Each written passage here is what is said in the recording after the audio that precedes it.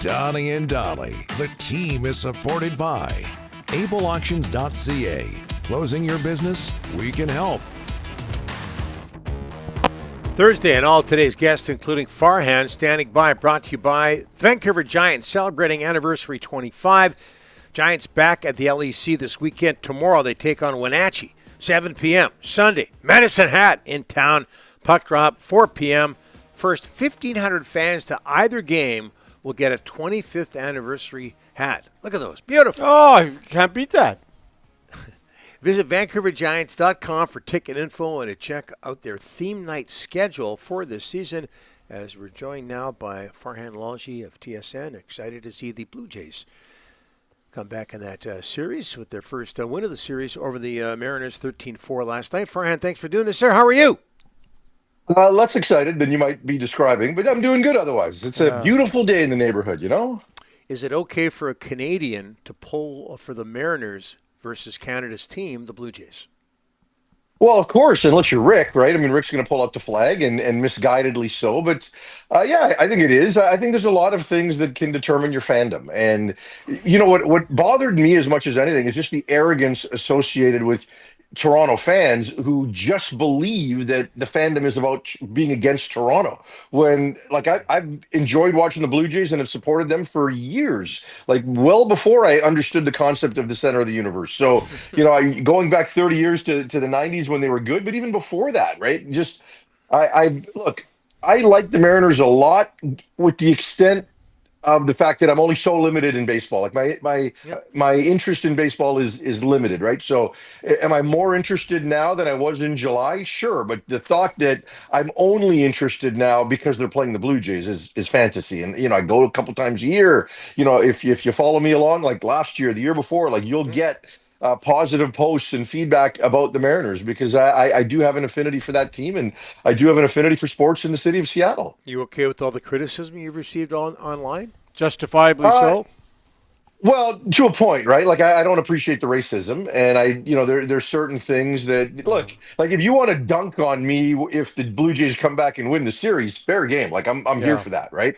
But you know, the other stuff is probably needless, and so I did feel a need to put something out the other day on social media, not because I felt like I was a victim or something, but I wanted to make the point that this isn't anti-Toronto. Like I do like the Mariners and have for a long time, and you know, if you just make certain assumptions, you're probably wrong. But yeah, like I'm all in on the criticism, but there are limits to all of it. But I you know, mute and block are powerful buttons, and it kind of truthfully, like, all kidding aside, it doesn't feel any different than when Vancouver played Edmonton in the playoffs 2 years ago, because those are two disgusting Twitter fan bases, right? Like not the fan bases, but the Twitter bases are gross. So if you say something that could be construed as support for the other side will be all over you in the worst possible way. So, you know, there you go. Well, good for you, Farhan, because when it comes to me wanting the Mariners to beat the Jays, it's all anti-Toronto. Like, I'll admit that. But Toronto's a great city, and like it is. You know, it's a great city. Here's the anti-Toronto part, and I said this in my rant, is that it's the oxygen that the team gets, and the understanding that, or the expectation that we're all supposed to get on board, and that's not reasonable, because you can cheer for, you know, you can cheer for players and teams. Like if you're from Cole Harbour, Nova Scotia, if you're from Nova Scotia, and Edmonton plays Colorado in a playoff series, you might be more attached to McKinnon or Crosby than, you know, like if they're playing Colorado or if they're playing Pittsburgh or whatever, you might just have different reasons for attachment. So, but the amount of oxygen, and the Raptors don't get this because the Raptor season aligns with the Leafs. So they have to fall in behind the Leafs all the time, and the Leafs have to be done for the Raptors to take up oxygen.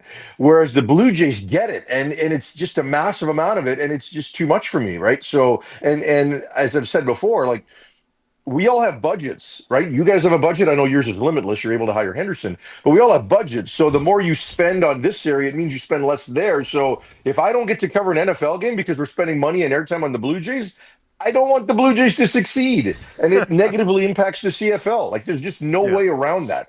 I know what the ratings look like when a CFL game goes head to head with the Blue Jay game, especially in Eastern Canada.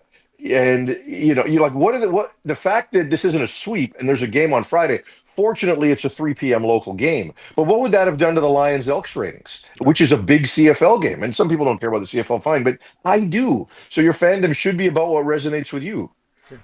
All right, let's move over to the hockey team here. Let's chew into some meaty stories with the Canucks. Pettersson has struggled early, and we find out this morning from Murph in Dallas that he's going to be playing with Garland and O'Connor, so expect 9 points out of all three of them. Anyways, Wow. What are you talking about? Pettersson and his slow start. What's going on there? Yeah, look, you knew that this was going to be a talking point and was going to be scrutinized heavily early in the season. And quite honestly, no different than it was last year because it was the first year of the new contract and he was coming off a bad year. Now, this year, there are no excuses because he's been healthy and he's added the 6 kilos and, all of that kind of stuff. And he looked relatively good in the preseason. I don't know that he looked like, peak Pedersen from 2 years ago, but he did look like there was some improvement there to build on. And we've seen nothing, right? Like he's just not been noticeable. He hasn't been bad. And I understand that they are still controlling shots and expected goals when he's on the ice, but we just haven't seen him with the puck. So for me, playing him alongside Garland makes a lot of sense because Connor Garland likes to carry the puck, and Connor Garland is a good retriever of the puck. And Drew O'Connor has some of those same traits. Now you want him to have somebody next to him that's got a little more offensive upside, but if he's going to go and fish out the puck and do some of the dirty work to try to get the puck to Garland and Pedersen, maybe it's going to work. Besser and Pedersen worked early in their careers. It hasn't worked in the last couple of seasons.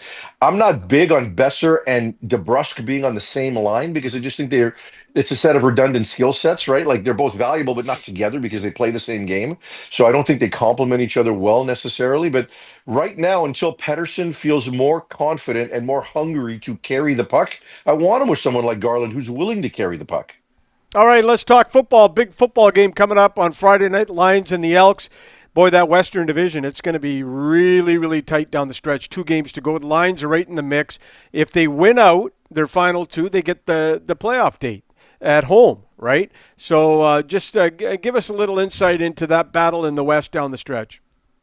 Yeah, Rick, when you look at Nathan Rourke against the Elks throughout his career, it's been unbelievable, right? I mean, this guy, he's 5-0 against Edmonton lifetime. His offenses have scored 42 and a half points per game during those games, which is ridiculous. And it goes back to 2021 before his big year where, they just decided they were out of the playoffs. They were going to shut Mike Riley down and he plays that one game against Edmonton and set the world on fire. And then, even going back to last year, right? Early in the season. So that was all there. Or sorry, not last year, early in the season, but in 2022. So, and in this season, it was an entirely different team because they played him twice in the first 7 games before Cody Fajardo took over as quarterback.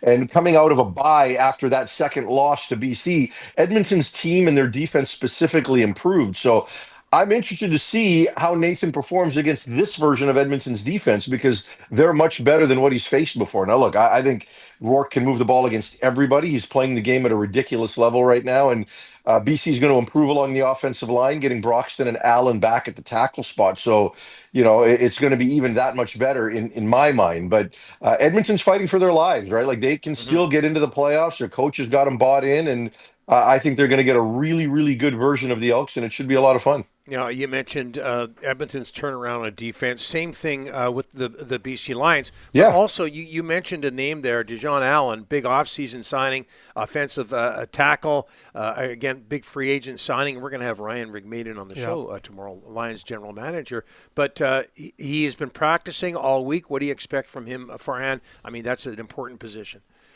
Yeah, it is. And he was their biggest offseason acquisition. And 2 years ago was the league's most outstanding lineman. And really, he's been wanting to play for the previous 2 weeks. Like I've talked to him and he's just like, no, I'm ready to go. I want to go. And they've been kind of holding him back a little bit, knowing this bye was on the horizon. And so he's not being rushed back. Now, might there be some rust in timing? But potentially, but when you have this situation, he's got the ability to be even better come playoff time because he's going to be fresher compared to everybody else, right? Because the rest of his body is in a pretty good place, whereas all of these offensive linemen right now are battling a shoulder, battling a knee, battling hips or whatever. And I'm not saying anything specific to a specific player; it's just the nature of the position. So he has a chance to be even that much better come playoff time. So. I think it's a positive for BC that they're going to be that much more healthy there. And when you look at their roster, you know, outside of Christoph Beaulieu, they're as healthy as they can be. I know Tuhema's out, but they may have upgraded there with Bellin and I, or they certainly haven't downgraded. And certainly Jackson Finley's a very good player as well. So there's not a real huge drop off there. So compared to other teams around the league and looking at all their injury lists, the Lions are in a pretty good place health wise going into the playoffs. Okay, and boy, Farhan, third or fourth time this year, they're expecting a crowd pushing 29, 30,000 at BC Place. Yeah, it's great, and it's a testament to Amar Doman and the work the Lions staff is doing, but also for the fans to stay engaged. I'm as critical as anybody at earlier times in the year when they won't come out. But now, there's a big game. There's a little more at stake, and it's the final regular season game, and I think they want to come. And certainly if BC winds up hosting the Western Semi, if things go well, they could push, 35, 38,000, right? Which would be pretty good. So let's hope it continues to trend that way, because those are football fans. They're not concert goers. They're people that have the ability to buy season tickets next year and to kind of carry this forward. Farhan, thanks for this. All the best. Go Mariners. Let's do it. Mariners in 5. No need to go back to Toronto for any more games. Thanks, Farhan. Next week. Have a nice day. Thanks, buddy. Bye.